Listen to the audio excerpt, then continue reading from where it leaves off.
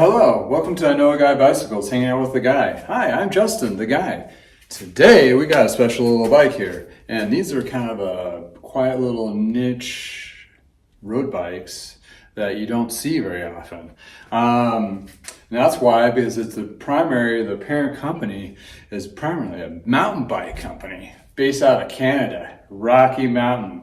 I used to work at a bike shop here in Fort Collins called Lead Cycler, and we carried Rocky Mountain mountain bikes there. And man, back in the early 90s when mountain bike was, or late 90s, early 2000s when like mountain biking was really exploding, they made some really cool full suspension hardtail bikes. But in that particular time period, they sneaked in a couple road bikes. So Rocky Mountain, this is the Solo 50 AC.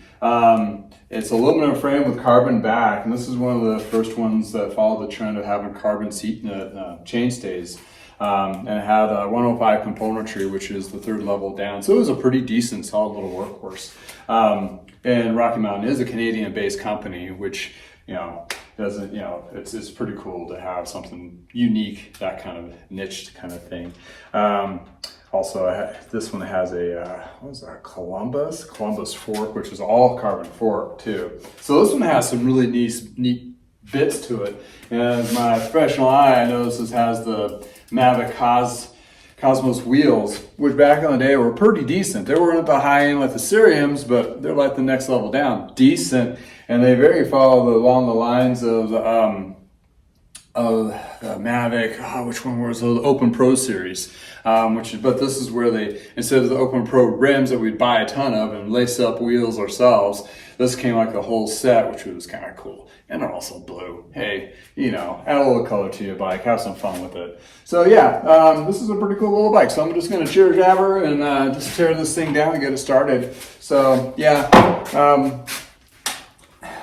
so back in the, when I got familiar with them, has not been when my parents' shop. It was actually the shop in Fort Collins, and they were a pretty cool line. And actually what really drove it, there was a manager that was really into kind of off-road downhilling, and he really sold it. And it was, most of the bikes that we sold were right across campus from CSU. So you're talking about, getting that younger crowd into downhilling. And Fort Collins, if you're not familiar with the geography of it, is in Colorado, and we're right up against the foothills.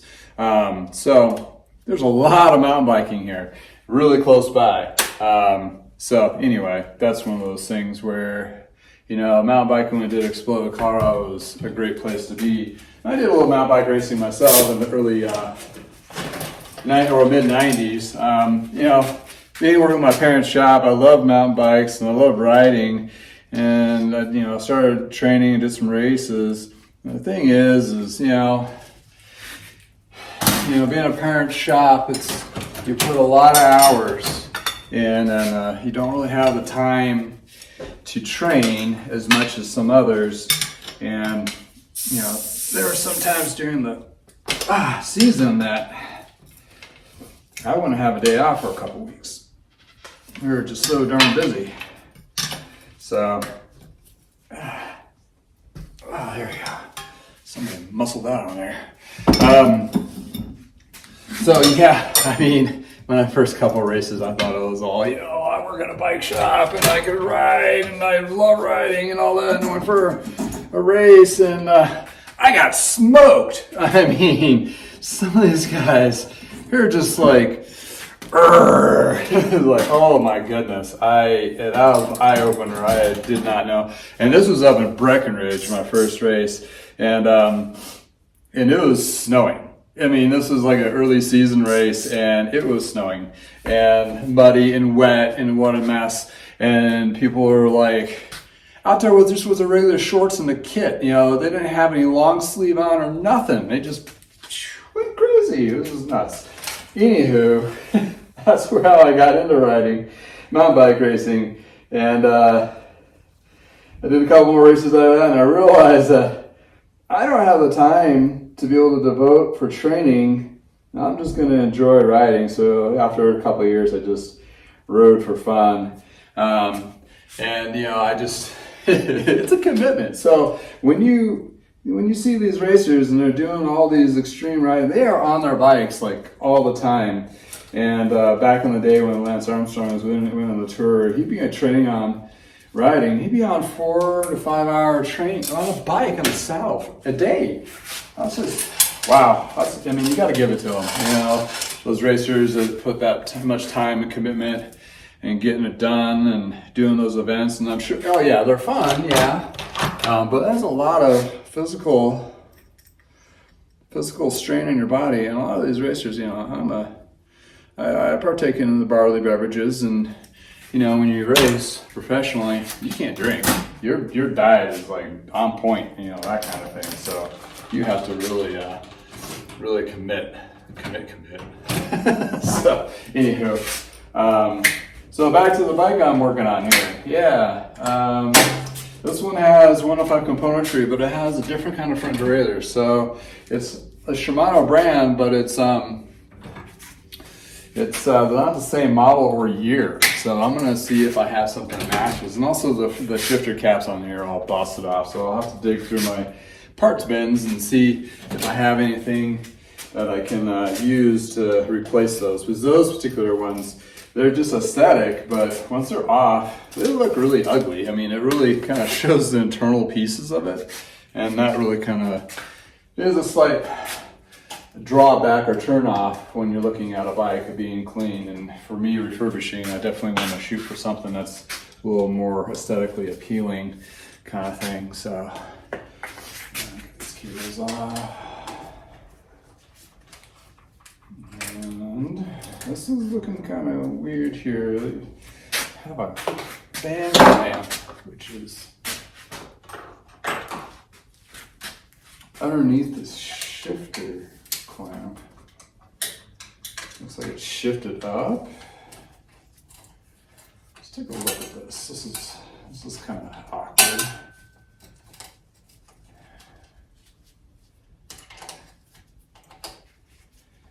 Get this off here. All right. Huh. So I'm looking at it as like this thing is popped up. Maybe it just slid. Typically there's two of them. Oh, there's a second one in there. Okay, so there's this one here and this one just slid up. So I gotta make sure when I put this back together that gets put into place. They're usually, that's a way of be able to use the same derailleur for multiple tube diameters. So this one can do a bigger tubing if you pull those shims out. So keep that in mind. And that is not the original to the bike either, so I might be replacing that anyway. Looking at the shifter derailleur itself, and this is some gobbledygook.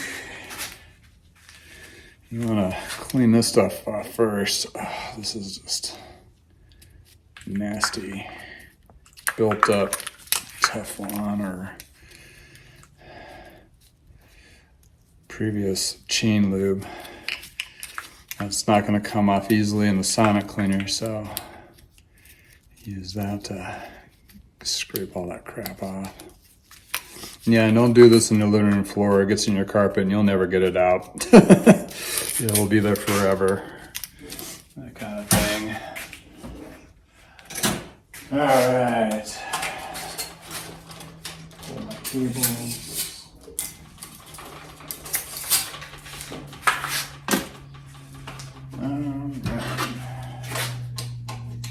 So I've ridden several bikes with this vintage componentry on at 105, and it's held up really well for me.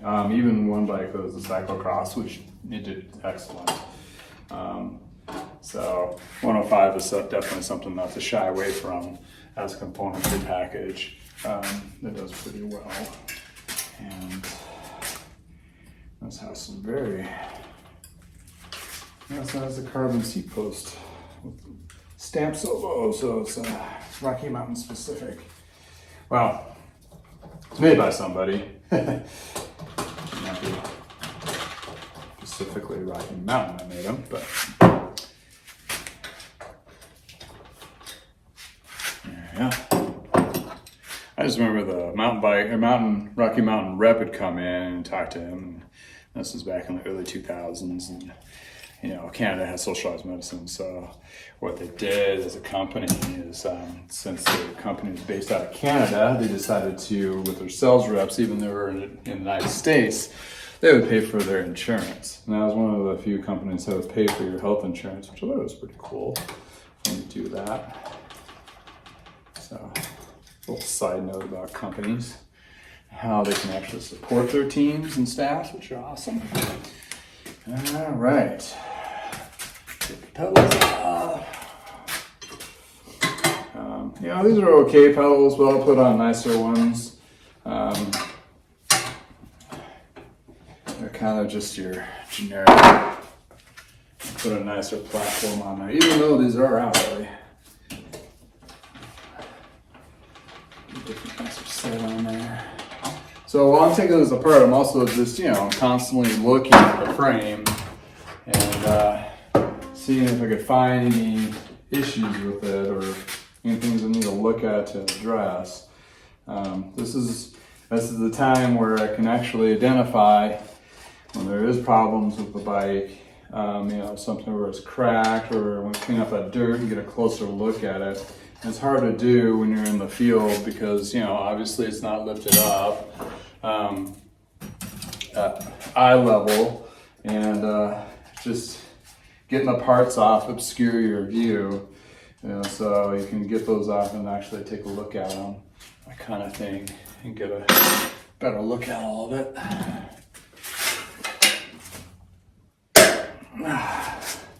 So, do the little strap trick.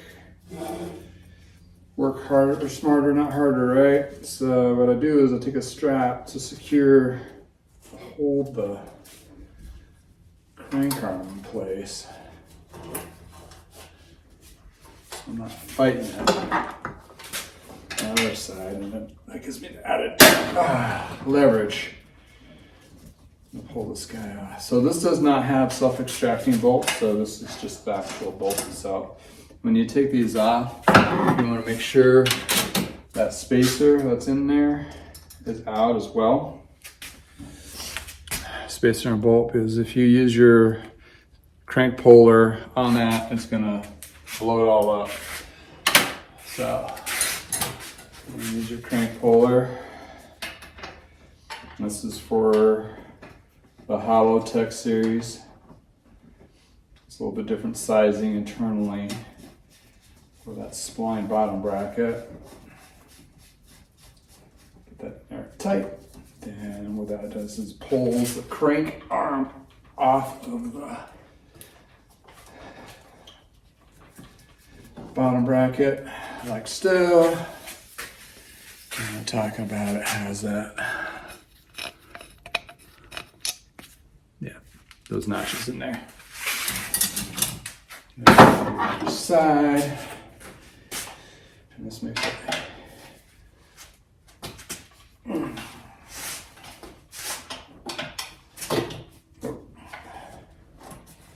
This is where it gets really struggling sometimes.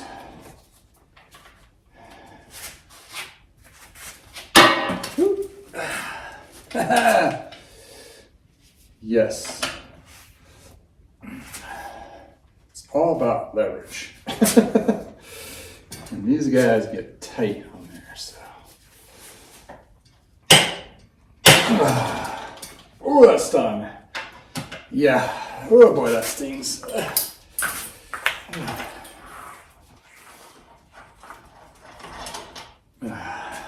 Bolts.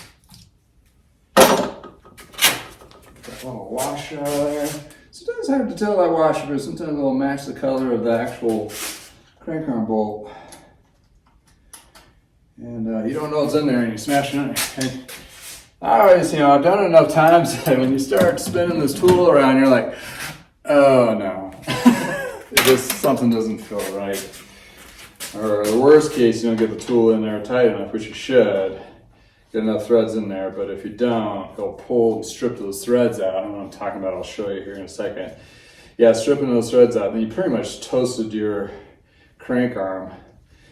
And to get that crank arm off, you gotta basically cut it off, which is, you know, it's just an awkward angle area too, and you don't want to damage the frame by accident. Oh.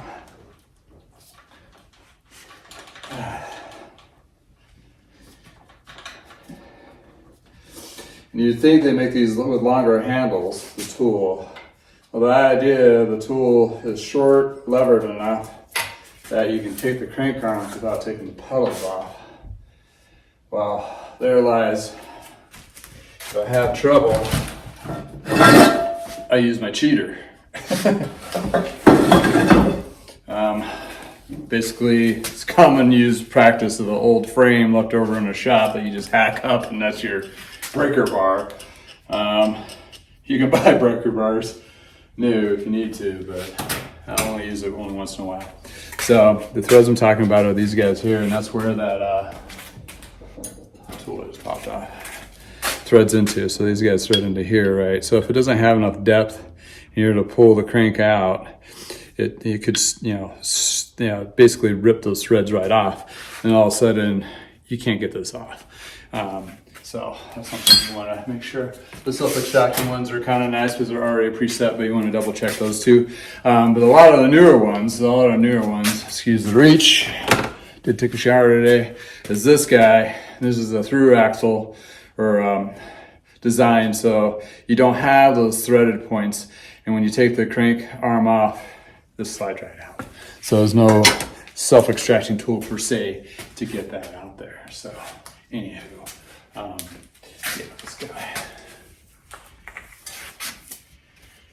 So yeah, I'll persist to keep cleaning this down. When I get to this point here, I'll grab some cleaning solution. Is Purple Power you can get from Walmart, diluted with water, and I kind of go through the frame and inspect it. And I'll bring this bad boy back to life and cleaned up and find it a new home.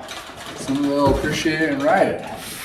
So it's not sitting around in the garage collecting dust. So, like these videos, subscribe to my YouTube channel, go to my Facebook page, like my page there, or go to my website, iknowaguybicycles.com. You can see bikes like this for sale. The ones are refurbished, and also some spare parts and tidbits if you need vintage parts. I'll probably have some on there that might match. Again, thank you for your time, and until next time, from the garage, I know a guy. Bye.